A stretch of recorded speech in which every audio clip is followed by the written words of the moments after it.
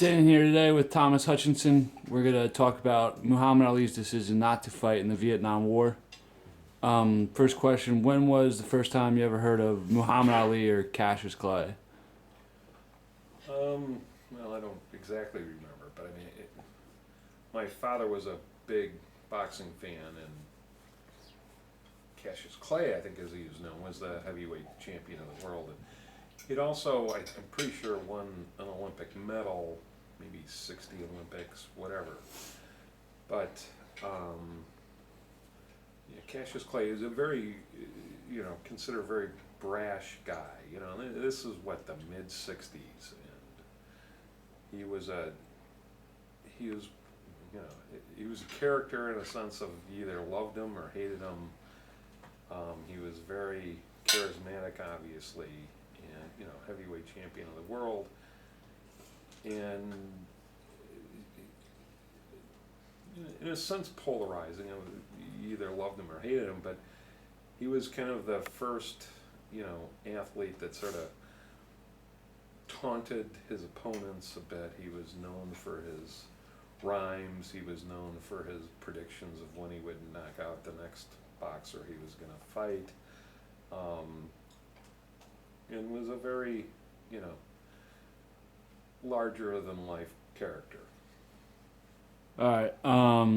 Do you think that the fact that this was the first war that African Americans could legally fight in after the desegregation of the armed forces played a role into his decision not to fight and stand out against this war? I don't know if it was because it was the first war that blacks could fight in, as much as, I mean, obviously he was kind of his own man. He was a very bright guy, or is a very bright guy. But really, his again, whether it was his polarizing isn't a great word. I mean, he was the first sort of, athlete that, the whole world knew. I mean, people talk about athletes that by their first name. I mean, Michael is Michael Jordan. Pele was a soccer player, and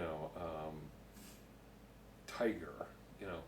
He was really the first sort of celebrity athlete, and at the time, just lots of stuff going on with the civil rights movement, with the anti-war movement, and I was growing up in a very nice, white middle-class neighborhood of, folks that, trying to wrap their head around the Vietnam War or wrap their head around the civil rights movement. It was not something we really did much. And Muhammad Ali, when Cassius Clay, started saying, call me Muhammad Ali, lots of people are like, what is this guy? They thought he was crazy in some ways.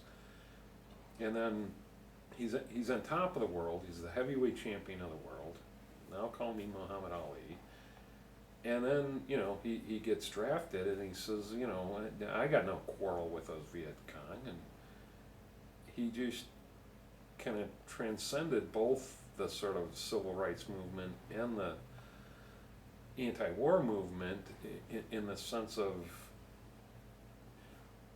here was this, iconic black guy, the heavyweight champion of the world, and he's coming out on the anti-war side, and all the rest of the sort of, black leadership in the country was mostly focused on civil rights. And I don't know what his motivation was, but I mean, he was the one, and Martin Luther King in a sense too, but brought these two sort of issues together, of this kind of civil rights issue as well as the anti-war issue. And he again was the, and got punished dearly for that. I mean, when he refused to go to the war and refused, and I mean, he would have had a nice gig, if he just join the army, and get along, go along, you'll be fine. He would have been at some fort in Texas, probably teaching boxing, and doing commercials and doing little film clips of the heavyweight champion in the world is doing his part for, defeating communism or whatever. I mean, he knew he wasn't going to have a tough deal. He wasn't going to end up in Vietnam. He wasn't going to end up on the front lines. But, again, he was a brash young man that, spoke his mind, and to him spoke the truth. And, at the time, most athletes, spoke in platitudes. So like most athletes still speak, we do it one day at a time, that kind of stuff. And this guy wasn't like that at all. And he really, pushed America to think about things, I think, in a different way, and got punished dearly for having done that.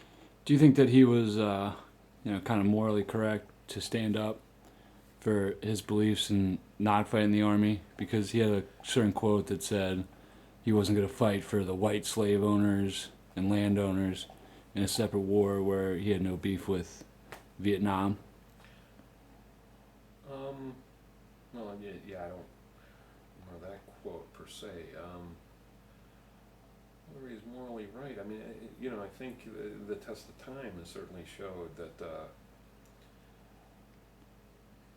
if you have somewhat of a stage and you have a certain status in life, that,